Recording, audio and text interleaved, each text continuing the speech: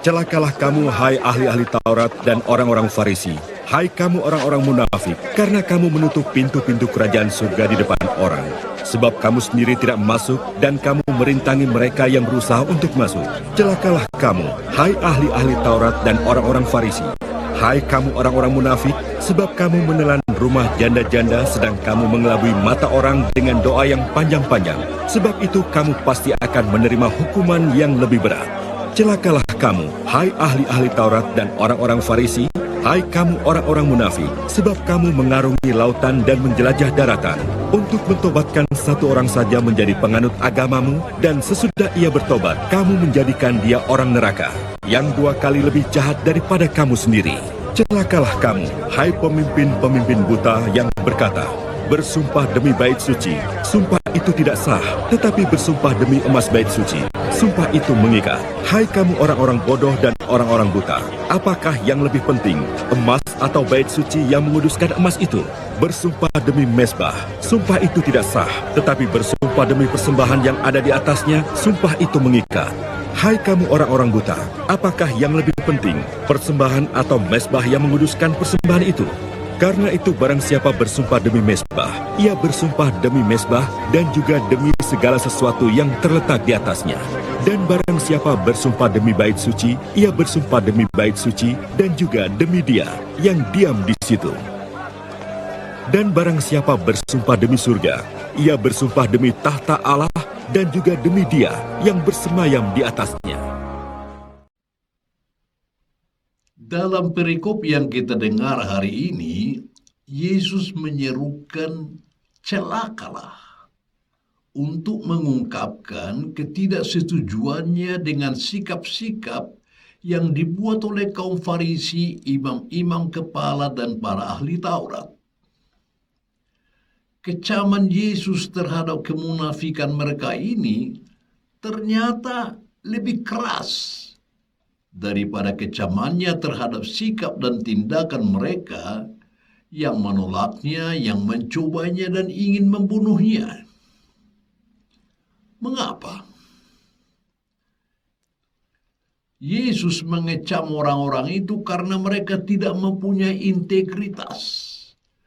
Karena apa yang diajarkan tidak sesuai dengan apa yang mereka lakukan.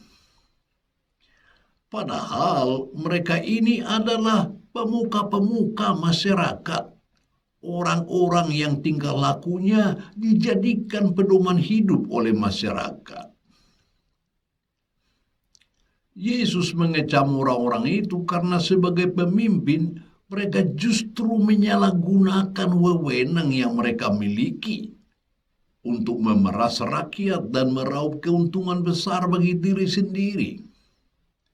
Lebih-lebih yang mereka peralat adalah orang-orang lemah, orang-orang tak berdaya yang seharusnya mereka tolong. Kemunafikan itu sungguh berbahaya. Dalam kemunafikan selalu ada kepura-puraan, kebohongan, tipu muslihat, dan kelicikan. Dengan demikian, sikap munafik itu menghambat dan menghalangi orang lain untuk melihat dan menemukan kebenaran.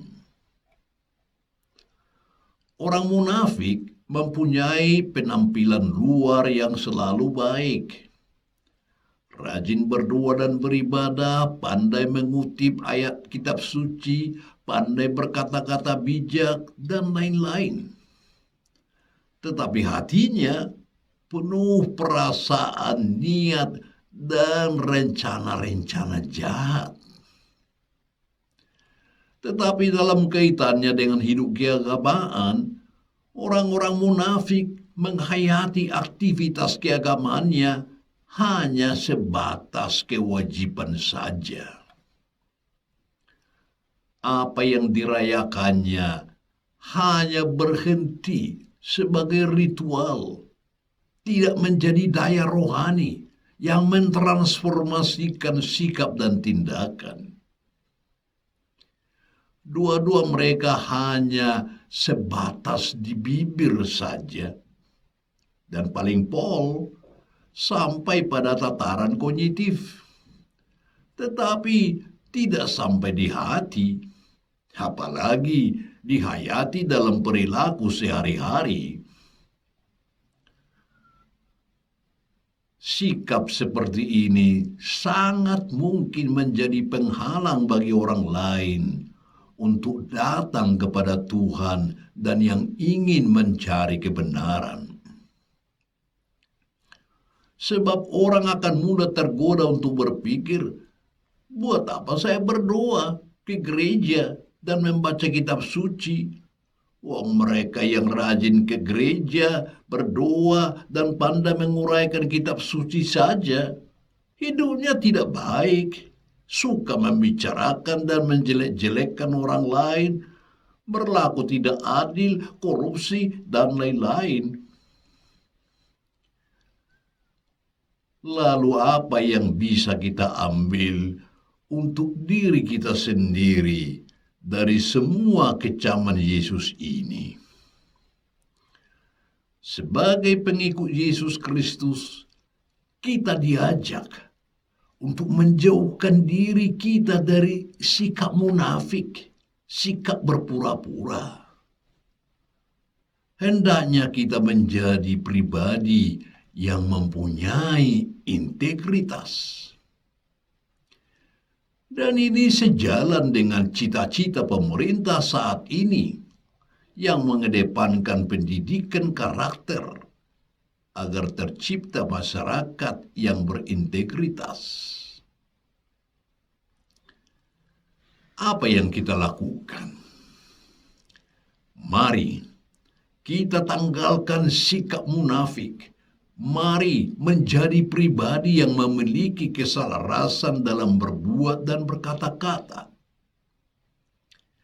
Dengan cara demikian, kita sudah ikut berjuang menghadirkan kerajaan Allah.